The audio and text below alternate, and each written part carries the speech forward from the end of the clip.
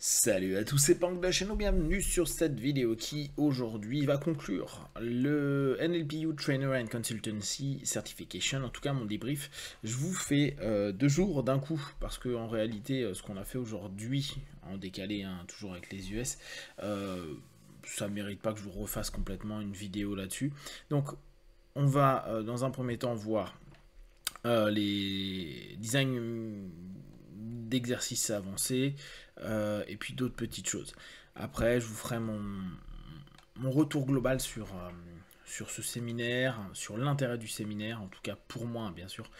Et puis comme ça, on conclura sur la NLPU. Alors, designer un exercice avancé. Il y a plusieurs types de,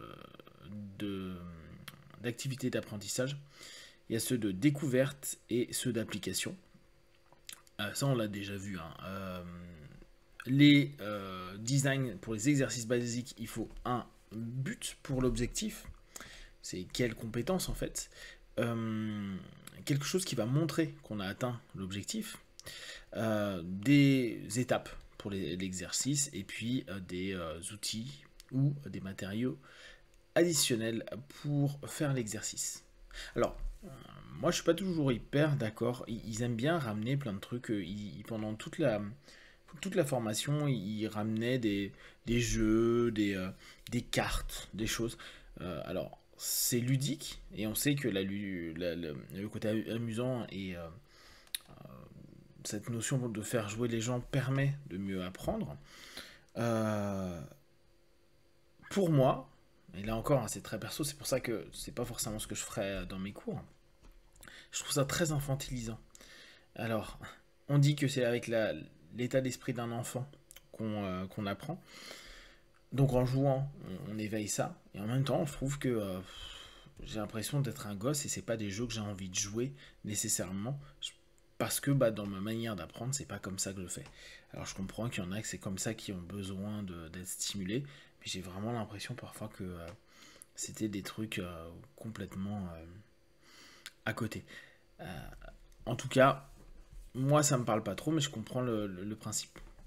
Donc, des conditions pour bien former ces exercices, avoir des objectifs clairs, avoir des instructions qui sont basées sur les différents sens, bien timer le temps, euh, montrer ce qui va être preuve de succès, euh, avoir un cadre qui est clair, avoir un exercice qui correspond avec les séquences de notre programme et des rôles qui sont clairement définis. Donc, pour designer un exercice avancé, il faut se poser les questions, de savoir quel est le but de chaque étape, quelles sont les preuves sensorielles qui vont montrer que j'ai atteint l'objectif. Quelles opérations neurolinguistiques, donc cognitives, verbales ou comportementales, sont impliquées, quel score, quelle distinction score, vous vous souvenez, on l'a déjà vu, va être adressé par chaque étape, quel espace sort va être couvert par et quel métaprogramme il va y avoir sur chaque étape. Donc après, il y a des petits schémas pour nous montrer comment on peut jouer avec ces différentes choses, score, sort, etc. etc. Le cycle naturel de l'auto-apprentissage, c'est l'attention, l'exploration, la découverte, la consolidation, l'internalisation et l'expression. Quand j'ai entendu ça, c'était Robert qui en parlait, bien sûr dans le master course, mais surtout quand on était en live. Je me suis dit d'où est-ce que ça vient ça. Est-ce que c'est quelque chose que eux ont décrété ou est-ce que c'est quelque chose qui a été prouvé dans les pédagogies d'apprentissage? J'aimerais bien savoir, mais vu qu'il n'y a pas de référence, il n'y a que la référence de la NLPU, je ne peux pas vous dire. Question sur l'auto-apprentissage. Quelle est... Bah oui, bah après c'est juste par rapport à ce que je viens de vous dire. Quelle est l'attention que je vais avoir? Qu'est-ce que je vais explorer? Quelles sont les découvertes que je vais faire? Quelles compétences je commence à consolider? Quel apprentissage va s'internaliser? Et quel code va-t-il clairement être exprimé? Je suis en train de me poser la question, est-ce que on se retrouverait pas en fait sur une notion encore de la pyramide? Coding expression, ouais non pas sûr, à voir. Donc bon ça n'a pas d'intérêt. Ouais, c'est encore. C'est au niveau des activités d'apprentissage. Quelles compétences je veux que mes apprenants développent? Quel est le chemin que mes apprenants vont développer? Ce chemin, comment ils vont faire? Quelle est la direction que je vais entraîner à mes apprenants? Quel type de feedback je vais donner à mes apprenants? Quel type d'assistance je vais leur proposer? Quel instrument je vais leur partager? On se rend bien compte que au niveau des exercices, c'est vrai que c'est quelque chose toujours d'assez particulier. Alors je le vois moins dans l'apprentissage de l'hypnose, de la PNL ou qu'importe des outils d'accompagnement ou de coaching. Je le vois plus dans les cours d'arts martiaux. Il y a des moments où tu te dis, ok, comment je vais pouvoir designer un exercice qui a du sens pour mes gars et qui soit utile réellement et pas simplement une lubie ou une idée ou un truc qu'on a vu sur une autre académie où on trouvait ça sympa alors qu'en fait pédagogiquement ça a peu de sens. Je trouve ça toujours un peu complexe de designer des bons exercices. Maintenant en France, s'il y a vraiment un truc où on peut dire qu'on est bon, c'est en termes péda, on a d'excellents profs qui ont des excellentes idées. Après, ça peut être remis en question sur pas mal d'aspects, mais moi je trouve que c'est toujours impressionnant de voir les livres de péda et quand tu parles avec des personnes qui sont spécialisées dedans, comment ils créent les choses et comment ils veulent que ce soit acquis, en tout cas, quels sont les process d'acquisition. Donc, le planning d'évaluation des activités, il y a deux types d'évaluations qui peuvent être faits dans le respect de l'apprentissage. Il y a l'évaluation en fonction du produit d'apprentissage qui est généralement fait à la fin d'une activité et qui sert pour les apprenants à vérifier les compétences. Et il y a ceux qui sont basés sur les process qui sont faits au cours de l'activité qui servent à avoir des retours pour le professeur et les apprenants dans les objectifs qui sont définis. Les évaluations peuvent être utilisées comme des filtres sur différents résultats attendus avec des standards, avec des critères, etc. etc. Et ça peut être également des feedbacks. Donc, les séquences qu'on pourrait avoir, c'est quels sont les objectifs de cet apprentissage, où est-ce que vont se retrouver les apprenants, quel type de contexte d'apprentissage va-t-il y avoir, quelle capacité va être entraînée. Bon bref, on a un paquet d'éléments qui peuvent être interrogés. Ce qui est toujours compliqué par rapport à cette notion d'évaluation, c'est de se dire comment moi je vais évaluer ou comment eux-mêmes vont s'évaluer. Et en général, c'est par la preuve qu'ils vont s'évaluer. Sauf que on biaise complètement cette preuve, sachant que dans le cadre qui est l'apprentissage, on peut avoir des facilités. Et parfois trop de facilités dans le cadre d'apprentissage, trop d'exercices justement et de jeux qui pourraient en fait amener vers de la confiance, va donner une espèce de fausses réalités et fausse habituation à quelque chose qui ne se passera pas en réalité. Moi, je sais que je fais tous mes exercices sur une vraie problématique, par exemple. Quoi, c'est pas par exemple. Euh, dans une formation, pour moi, on doit travailler sur soi en même temps. Et donc, on va réellement faire des sessions sur des parties d'une problématique avec quelqu'un qui veut avancer sur un élément, même si parfois l'exercice sera que sur le début de ça. Et je sais que dans beaucoup des apprentissages que j'ai faits, c'était toujours un gros tout pretend. Vous prenez un terme qui est pas un thème qui est pas important, hein. Non, ne vous engagez pas émotionnellement, etc., etc. Le problème, c'est qu'il y a un delta entre gérer quelqu'un qui joue un jeu, même s'il va naturellement euh, communiquer ses problématiques, parce que tout est dans tout, et la réalité terrain qu'on va avoir peut-être le lundi, quand on aura fini notre apprentissage, si on retourne au cabinet, etc. Si c'est des modules complémentaires, ou si on est en train de se lancer dans l'activité et qu'on se dit, ah tiens, bah, je vais demander à X, il a envie d'une session, et se rendre compte qu'en fait, d'un coup, on se dit, oh merde, c'est pas du tout le jeu que j'avais pendant l'apprentissage. Et donc, l'évaluation, elle est faussée.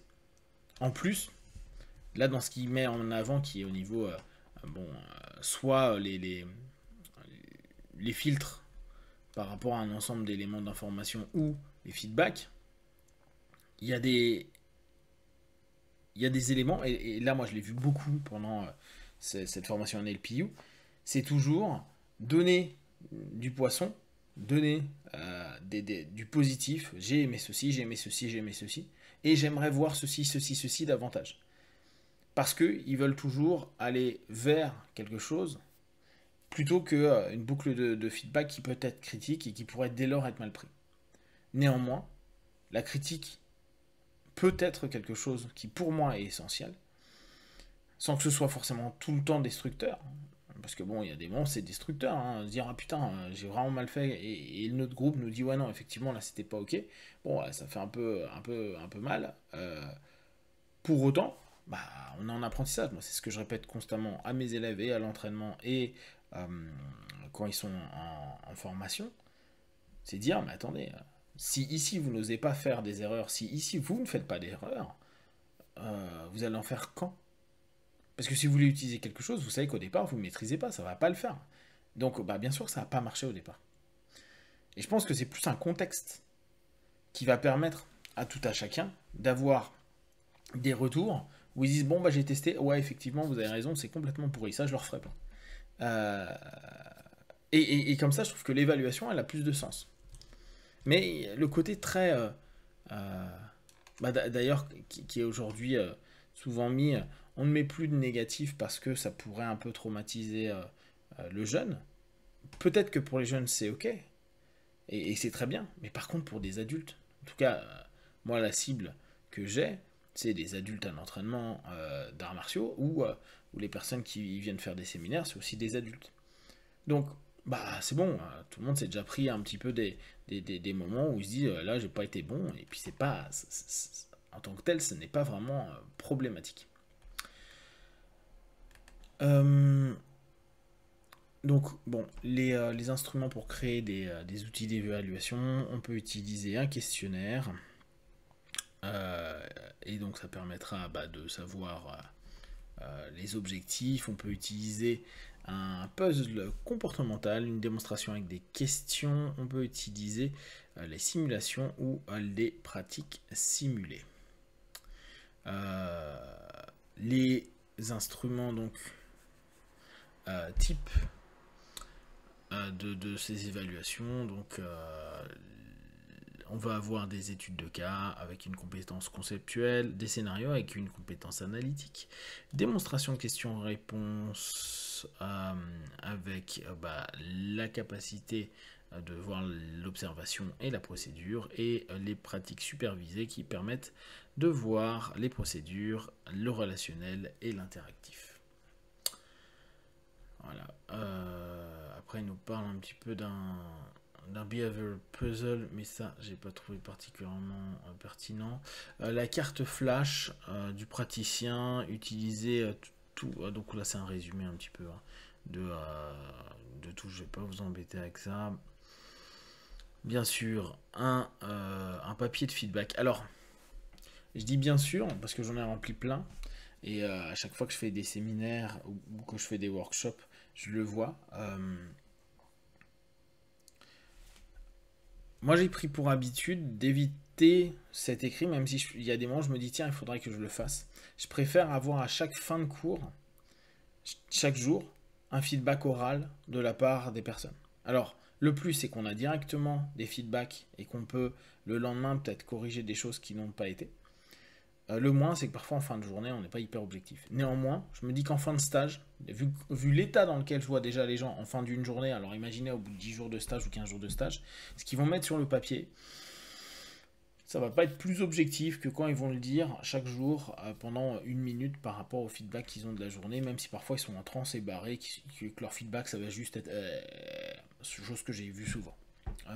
Par contre, les gens disent assez facilement quand la journée s'est mal passée. Ils vont dire ah ouais non la banque ça j'ai pas aimé, etc. Et c'est d'autant mieux parce que nous on peut se dire ok demain il faut que je fasse gaffe là-dessus, je vais rebondir là-dessus, puis ça je vais le prendre et je vais l'utiliser dans ma formation de demain, comme ça je pourrais mieux répondre aux besoins et puis corriger peut-être ce qui a été mal fait aujourd'hui. Donc je suis pas sûr la feuille de papier que ça sert beaucoup, hormis parfois gothiquement à se dire oh regardez j'ai 95% de satisfaction, etc. etc. Bon, après, ouais, bon, tout ça, c'est des exemples, c'est des exemples. Bref. Enfin, donc, sur la 12e et dernière session, comme je vous avais dit, c'est que, en gros, c'est la présentation finale. C'est donc le dernier cours, c'est la fermeture. Donc, ça a pour but de mettre fin euh, à tout ce qu'on a vu. C'est le moment où en fait on va revoir les points clés cognitifs, les références, les expériences, etc. En gros, on fait un récap et on revoit les points clés du cours. On peut faire un petit rituel de fin et puis on emmène vers des orientations futures.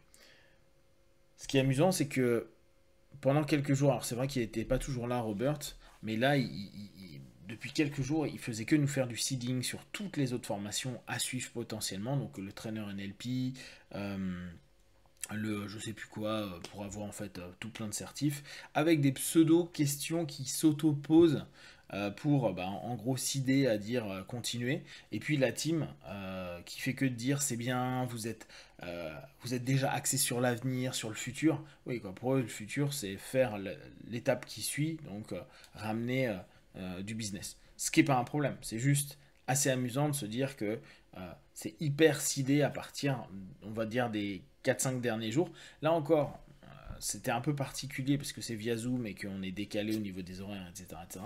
Mais il est intéressant de voir comment c'est fait pendant les formations en live, où ça commence un peu au début, puis à la fin, on est complètement tracté dans cette démarche où en même temps qu'on fait le closing, on est complètement en train de faire une ouverture sur des formations à venir, quitte à faire même un discount sur les 48 dernières heures pour dire bon là c'est vraiment le dernier moment pour vous inscrire à la prochaine session parce que là vous avez 20%, après ce sera plus le cas. Donc sur la présentation finale, allez sur les différents états du projet. Oui bon ça va être sur nous la présentation qu'on va faire nous aussi pour le groupe. Donc en gros on va devoir faire un résumé de notre projet. On va devoir proposer 3 choses qu'on a appris, une métaphore qui symbolise cet apprentissage, une aide visuelle ou un ancrage pour le nouvel apprentissage, et puis faire un rapport d'interaction. Hier dans la session plénière qui est leur avant-dernière chez eux, chez nous aussi, mais qui était celle du matin, ils nous ont fait un peu une démo entre facilitateurs, c'est-à-dire les profs. Globalement, là encore, c'est tellement dans de la bienveillance et de la gentillesse que personne de toute façon va dire que ce qui a été proposé est pas cool. Et tous les feedbacks et toutes les interactions sont super choupidou.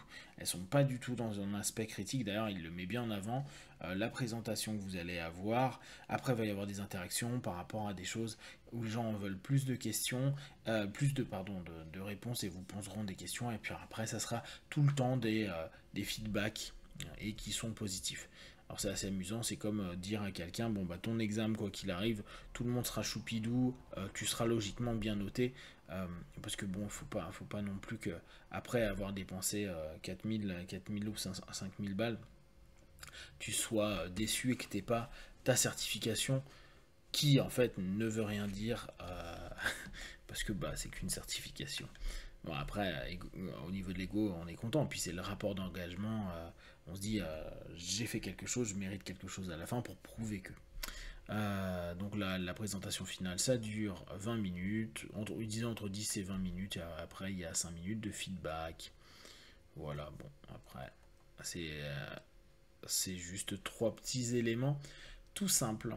Alors, globalement, est-ce que ça a répondu à mes attentes qui étaient comment utiliser potentiellement la PNL pour améliorer et développer mes enseignements. Je dirais qu'il y a certaines choses, vraiment c'est cool, j'ai mieux compris, j'aime bien des éléments tout simples à toujours avoir naturellement quand on développe, faire une espèce de storytelling, créer une espèce donc de métaphore et d'ancrage au travers de ça, travailler avec des gestes qui pourront permettre automatiquement de réactiver ces ancrages qui sont déjà prédéterminés en avance, etc., des symboles, etc. J'aime bien la structure dans laquelle ça a été enseigné. Et effectivement, ça c'est des choses que je trouve hyper intéressant et concret et facile à mettre en place à chaque speech ou à chaque présentation ou à chaque enseignement. Maintenant, il y a toute une phase où j'ai pas trouvé que c'était nécessairement utile. Vous savez que c'était le voyage du héros. Tout ce travail en fait qui était plus un travail de développement personnel de l'apprenant qui venait et qui était dès lors beaucoup moins axé dans la dynamique de se dire je vais présenter quelque chose aux gens. Il y a des moments où tu te dis mais ça n'a rien à faire en tant que tel. C'est bien pour toi, pour travailler pour toi, mais ça ne donne en rien une compétence qu'elle soit intellectuelle ou émotionnelle, pour être un bon speaker, pour être un bon enseignant. Donc là-dessus, il y a des vrais outils qui sont intéressants et d'autres qui correspondent complètement à la dynamique et à la façon de voir de la NLPU, mais qui dès lors sont beaucoup moins concrets. Beaucoup trop pour moi, deuxième, troisième génération à ce moment-là, ce qui est normal, hein, c'est le mouvement de Diels, et pas assez concret comme on pouvait l'avoir sur la première génération de PNL. Après, au niveau des intervenants, c'était intéressant de voir Robert, c'était intéressant de voir toutes ces personnes, Judith Delosier, etc., intervenir et voir comment, en fait, ils font évoluer leur enseignement, parce que là aussi on pourrait se dire on peut les modéliser. Bon, bien sûr, on se retrouve sur quelque chose qui est online, donc on n'a pas tout à fait le même feeling, bien que on peut observer quand même beaucoup de choses. C'est... Bah, moi je me suis quand même rendu compte que le côté choupidou de cette école-là, est quand même énormément basé, mais ça on le sait bien, hein, sur des notions très business et pas si bienveillant que ça. En tout cas, c'est mon feeling. Je vous l'ai dit, avec ce manque de clarté sur ne serait-ce que le cours qu'ils vendent, avec cette notion à toujours vendre davantage sur ces derniers jours. Moi, j'ai trouvé que je l'ai beaucoup trop entendu sur les autres certifications, avec cette notion... je sais pas, j'ai une espèce de tentation à me dire que exactement le thème de ce qui va être ma présentation, en gros, c'est on n'a pas les valeurs qu'on met en avant. On n'a pas, ou on est en quête d'eux, hein, quand je dis on n'a pas, ça veut pas dire qu'on a 0%, mais on est in progress là-dessus. J'ai l'impression vraiment que cette espèce de trucs hyper gentils, hyper bienveillants, hyper dégoulinants, de plein de bonnes intentions, bah, les gens le sont pas vraiment. Et ce feeling que j'ai avec Robert, c'est un peu ça. C'est le mec, il est vraiment bon. Tout à l'heure, là, sur cette session du matin, il disait un truc euh, qui d'ailleurs était intéressant. Je me disais, tiens, est-ce que c'est un seeding ou pas? Il dit, de toute façon, quoi qu'il arrive, les certifications ne servent à rien. Sachant que, il dit, nous, on était à première génération en PNL et au bout du compte, on n'a jamais été certifié parce que NLPU a été créé justement pour créer des certifications. Et j'ai trouvé ça hyper amusant comme notion. À la fois, petit 1, on pourrait le projeter à se dire, bon bah pour les personnes qui n'auront pas leur certif, c'est pas grave, c'est qu'un certif. Et en même temps, bah, tout ce que vous avez fait et que vous payez pour un certif n'a pas de sens parce qu'en fait, c'est ce que vous allez créer autour qui a de l'importance. Et effectivement, si on revient vraiment à la notion des gens qui attendent absolument d'avoir une certification, avoir une certification de traîneur ou consultant NLPU, ça ne veut rien dire. Rien du tout. Et donc, le concept même de certification est un non-sens. Donc, je trouve qu'il y a beaucoup d'ambiguïté et de choses qui, paradoxalement, étonnant en PNL où on fait que de dire faut être congruent, je trouve qu'il y a des choses qui manquent beaucoup de congruence. Après, sur les formats des cours, euh, je pense vraiment que les sessions plénières servent à rien. Euh, pour les raisons dont je vous avais déjà évoqué, pour eux, ils veulent qu'on fasse de la pratique, mais c'est des pratiques qui sont tellement courtes que le trois quarts du temps, on n'a pas le temps de le faire. Avec des personnes qu'on croise sporadiquement, parce que c'est pas les mêmes, vu que sur les plénières, on est plus nombreux que sur notre groupe quotidien. Et pour moi, ça n'apportait aucune plus-value. Et à un moment, j'entendais Judith Lowe qui disait oui, bon, je vais pas répéter ce qui a été très bien dit dans les vidéos masterclass. Bah si justement, là c'est Robert qui donne le truc, pourquoi toi tu vas pas donner ta manière de voir les choses et apporter un autre élément du prisme. Plutôt que faire des exercices qui sont la plupart du temps sans aucun intérêt, qui ne nous apportent vraiment pas de bénéfices, sachant qu'on peut les refaire en groupe. Et sachant que là par exemple notre groupe il va durer au moins jusqu'à octobre. Donc on va avoir une fois par semaine des sessions où on se voit pendant 1 heure et demie avec le groupe et là on met de la pratique. On se remet on fait soit de la présentation devant tout le groupe, soit on bosse certains aspects, certains outils. Et là c'est cool parce que vu qu'on est une dizaine, bah, ça passe super bien. On peut poser toutes les questions, il y a de la proximité, il y a des feedbacks de tout le monde, c'est super cool. Mais là, aucun intérêt.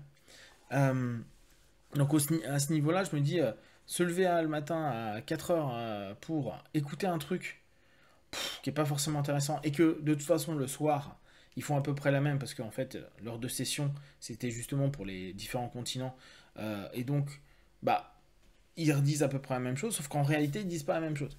Euh, il n'y a pas les mêmes présentations, il n'y a pas les mêmes personnes, ce qui est logique parce qu'il y en a qui sont en Europe à ce moment-là et donc qui dorment, ou inversement, le soir, bah, il y avait plus les personnes euh, clés qui présentaient. C'est là où on a eu Judith, Delosier, c'est là où on voyait le plus Robert. Là ce matin il y avait Robert, hein, mais vu que c'est la dernière des dernières sessions, c'était la dernière session, bah, c'était un peu pour dire au revoir. Je sais pas, pour moi les plénières n'ont pas forcément d'intérêt, mais bon là on est encore sur les problématiques de Zoom. En termes de contenu, il y a un contenu qui est intéressant sur les masterclass, donc sur les 30 vidéos qui ont été enregistrées, sur les documents qu'ils partagent, il y a vraiment des bonnes choses. Je trouve que les exercices, si on les fait tous, qui sont proposés chaque jour, qu'on peut faire, bah, c'est un peu les devoirs et les questionnements, je trouve que ça, ils sont bien foutus et que clairement, ça nous fait vraiment upgrader et se dire, ah ouais, tiens, dans la dynamique hein, de, de présenter quelque chose ou de penser à la présentation d'eux et à se remettre en question par rapport à tout ça, ça c'est vraiment cool. Est-ce que ça vaut 4000 balles? Non, ça vaut pas 4000 balles pour moi. Euh, moi qui m'étais dit, j'aimerais bien aller l'an prochain à Santa Cruz euh,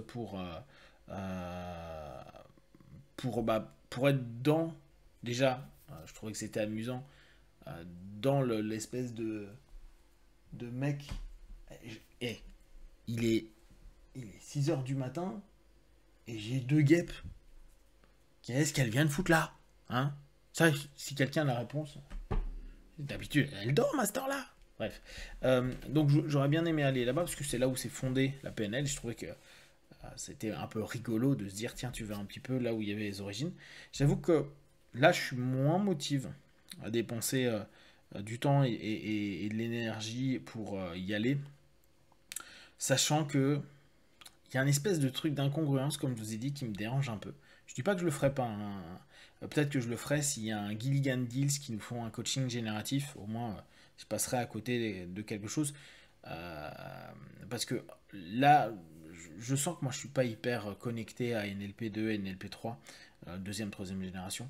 Euh, Il y a des choses que j'aime bien, et il y a d'autres, je trouve que c'est pas du tout assez concret et utile pour nous au quotidien. Donc bon, maintenant, est-ce qu'il y a une volonté derrière de poursuivre avec Enil Piu? Clairement, pour l'instant, c'est pas le cas. Je suis content de l'avoir fait parce que je voulais absolument me former au moins avec Dils et Delosier. Bon, je m'étais déjà formé sur des petits trucs avec Delosier. Bon, je vois comment ça se passe. S'ils passent à Paris, je pense que j'irai quand même les voir en live. Encore que, vraiment, hein, j'ai une espèce de notion où, comme je vous avais dit, Ben Lore m'a énormément énervé et je trouvais que c'était trop manipulatoire et trop plein de trucs. Et paradoxalement, dans cette manipulation et dans sa manière de faire, il y avait quelque chose de très franc. Alors que la NLPU, et là je mets Robert, Judith, les Judith, etc., etc., Robbie, etc.